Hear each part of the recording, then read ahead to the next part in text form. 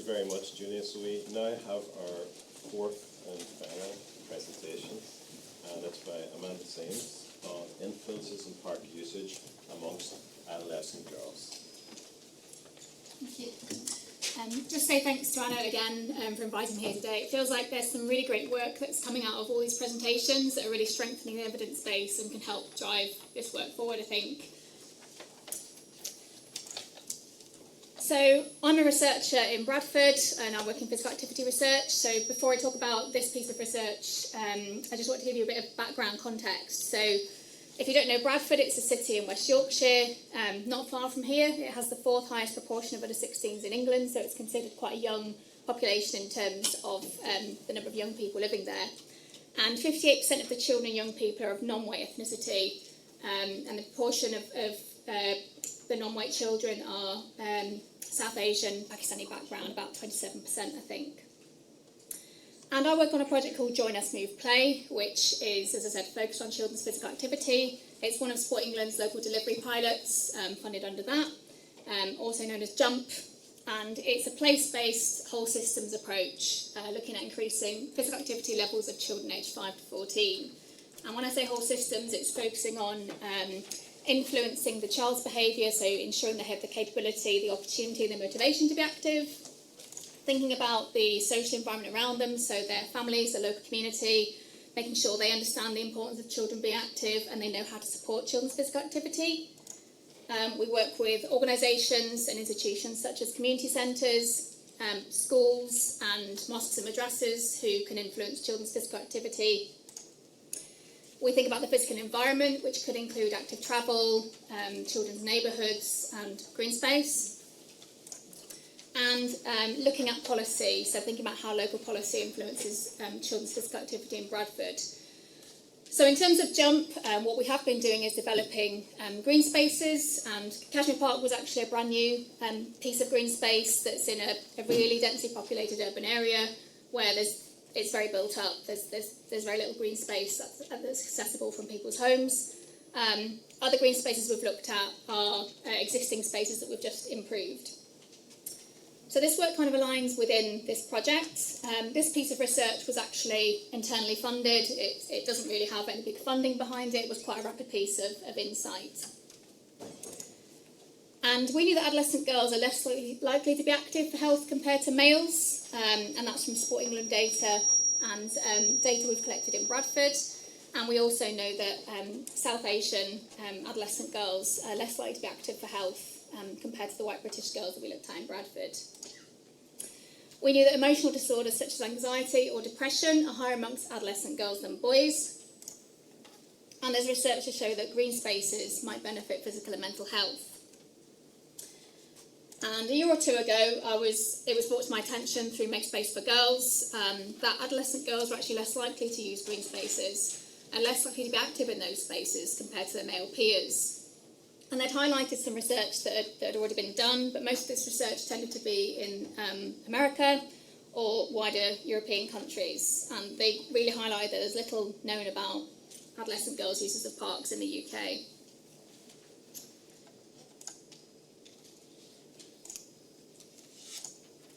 So, I don't know what happened to my slides there. So, working with Make Space for Girls, we came up with an idea to do some research in Bradford. One of the ways in which we collected data was through a survey. This was aimed at girls aged 11 to 15, and the survey was created with Imogen and Susanna, and included some close-ended questions around frequency of visiting parks in Bradford, and we included some statements that were framed within behaviour change based on things that we knew from the research that might influence girls' behaviour. So there were some Likert scale questions with things like adults don't like teenagers being in parks, strongly agree to strongly disagree. So we had 69 responses, average age of 13, and of those who gave ethnicity, which was most respondents, 50% were white British and 37% were South Asian. And this piece of work was looking broadly at influences of use of parks in Bradford. So it wasn't focused on safety, but I'm just going to focus on safety today, given the link to the symposium. As well as the survey, we did 4 focus groups with girls aged 11 to 15 2 of those were in predominantly white British neighbourhoods, and 2 of those were in predominantly South Asian neighbourhoods in Bradford. We also spoke to 6 girls aged 16 to 18, and they were from different neighbourhoods, but they were primarily South Asian, a mix of Pakistani and Bangladeshi. And we spoke to parents of girls aged 11 to 15. We spoke to a group of South Asian fathers and mothers separately, and we managed to speak to one group of white British parents, which included one father. So from the survey, in terms of frequency of visiting parks, 33% of the girls said they visit parks less than once a week in summer. So that's a third of people. And 73% said they go less than once a week in winter. 7% didn't go at all. And there was a big difference, actually, between the white British and South Asian girls. The South Asian girls overall were less likely to visit parks as often as the white British girls. And in the focus group data, when we spoke to them about visiting parks, it really ranged from it being part of their daily routine to hardly ever using parks. When we asked them what they liked doing in parks, over 50% said they liked spending time with friends and family, they loved the fresh air, having fun. And in the focus groups, what came out a lot was using play equipment. So I think it's been mentioned before that the girls like using swings, big slides, zip wires, and they liked organised events. So they liked organised community activities, which they referred to one of the programmes that we run in the parks. Someone mentioned Park Run. And the things that they wanted were things like community food events. They liked fun fairs when the fair came to the park. When we asked if they were satisfied with their local park, there was an equal split between positive and negative responses and neutral. So again, it really varied on the girls' experiences and where they lived and the park they had access to in the survey. And again, when we asked if they feel safe in their local park, there was quite an equal split, and there wasn't really any difference between the South Asian and the white British girls. What we found were parents had concerns around girls visiting parks, and they kind of regulated their behaviour and how they access public spaces. So in the survey, interestingly, when we asked the statement, parents think it's dangerous for girls to be in parks, it was more common for white British girls to agree with that statement than the South Asian girls. However, when we asked the statement whether you can go to a park alone without an adult, so just with your friends perhaps, overwhelmingly white British girls were allowed, 84% compared to only I think 34% of the South Asian girls. So some of the ways in which parents regulated girls' behaviour was making sure they had a tracker on their phone, the battery was charged up before they leave, just in case anything happened. Parents had heard, they were worried about what might happen to the girls in the park, so they'd heard about people being exposed to in parks. And some of the South Asian girls talked about how in some households females are seen to need protecting, so perhaps they can only go to spaces if they're with their brothers or a parent.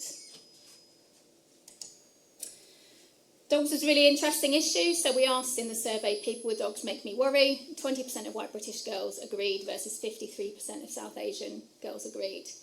And in the focus groups, whenever dogs came up with the white British girls, they were talked about as being family pets and perhaps being facilitators of using green space, giving them confidence, giving them a purpose to use the green space. Everybody we spoke to had concerns around dog waste and just dogs not being under control, so preferring them to be on a leash. However, amongst the South Asian girls, they'd all had really negative experiences with dogs.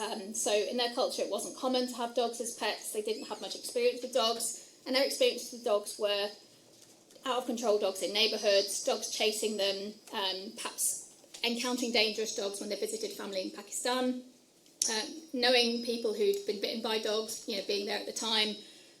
One girl's mother had been bitten by a dog near where she works, and having to leave the park because dogs had ruined picnics or dogs just made them feel unsafe. Boys in parks was quite interesting, so we didn't ask specifically around boys, we just asked about experiences in parks in general.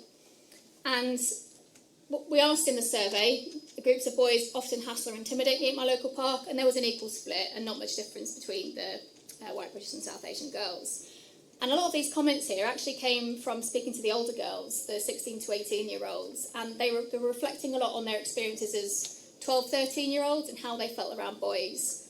So experiences of being teased, of being excluded from sports in the park, of feeling uncomfortable, feeling awkward, embarrassed around boys. And when we spoke to the white British girls, if they did talk about boys, it generally seemed to be associated with their antisocial behaviour. So groups of boys in parks smoking, and parents talked about a particular neighbourhood where there was a group of, they said it was age 7 to young adults, mainly boys, causing problems. There was one particular girl, one of the younger South Asian girls, who just really didn't like boys. She kept referring to it quite a lot about boys being there, not liking a group of boys, but she never really articulated that. So it's quite interesting speaking to the older girls. Neighbourhood threats was quite interesting, and this really came out of one particular focus group where we spoke with a group of girls and a group of parents. And the girls talked a lot about adults' behaviour in that neighbourhood, so encountering creepy, weird, scary people, being threatened, being followed, being chased, and they also talked about continuation of conflict from school. So, having a fight or having an argument with another girl in school who lived in their neighbourhood, who visited their local park. So perhaps not feeling they could go there, or being restricted by their parents for going in case anything happened there. And parents in this neighbourhood talked about the group of boys I mentioned earlier, and they had seen police try to get involved, but the police seemed powerless. I think when the police had tried to intervene, they had rocks thrown at them. So the parents felt like there's not really much the police could do, and the parents didn't feel they could challenge this group either.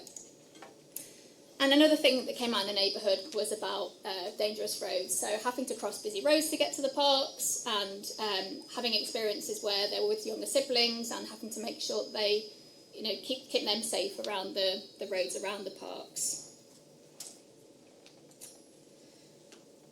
And whilst it wasn't really mentioned by any of the young girls, the group of South Asian mothers had really serious concerns around drug dealing in their neighbourhood. They were seeing it happen in parks, it was quite common behaviour. They were seeing people around their children's school, they were seeing it on their streets, and they were aware of neighbours whose children had started smoking marijuana, and they were really fearful that the same thing was going to happen to their children. Other antisocial behaviour, probably quite common amongst most people here in terms of your neighbourhoods. Again, it was one particular neighbourhood where there was an issue with dirt bikers that were just being intimidating and ruining the park, really. And some people have been smashing glass, putting it on play equipment, making it dangerous to use and impossible to use. And this was the same neighbourhood where the behaviour was quite scary for the girls. They were talking about the paraphernalia that came with drug taking. So they weren't as intimidated by people taking drugs. What they didn't like was the fact that the needles get left around and it's dangerous.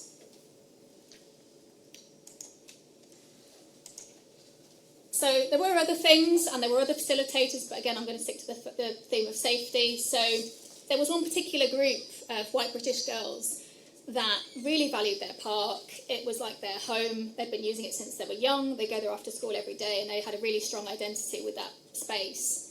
And what seemed to facilitate that was having access to a youth worker. And if anything was happening in that park, they would take a video and send it to the youth worker, and he would come down and address the behaviour. The park was also in a residential area, and they had family members, they had neighbours who all lived nearby. So if anything did happen, they knew that they felt safe knowing they had someone whose door they could knock on. And for the other girls, when they were asked what they wanted, a lot of them said they wanted shops, they wanted cafes, because that would give them a safe space to turn to if there was any problems. And parents reflected on their childhood and feeling safer in parks because of the presence of trusted adults and trusted authority figures. So, for example, park wardens, and wanted park wardens to come back. So again, this aligns with what's already been said from the research. So in terms of things like busy roads, obviously improving access to parks through improved active travel infrastructure and road crossings is important. Whilst the white British girls didn't have, terrifying experience of the dogs, they also agreed that they would quite like it for there to be separate areas for dogs, so where dogs could be let off the leash, and there'd be perhaps more dog waste bins. And some of the South Asian girls said they'd quite like to have girls-only activities in the park, so girls' football. And while some of them talked around about their brothers and how if they go to the park with their brothers, they then exclude them from playing with their friends, there were some girls who saw their brothers as facilitators, so male siblings, male cousins, who gave them that freedom of being able to go to the park, who did include them in activities and really supported them to be there. And I know this aligns with some of the work that Make Space Fair Girls have been doing, making things open plan, pushing social interaction more open plan instead of random cages and stuff.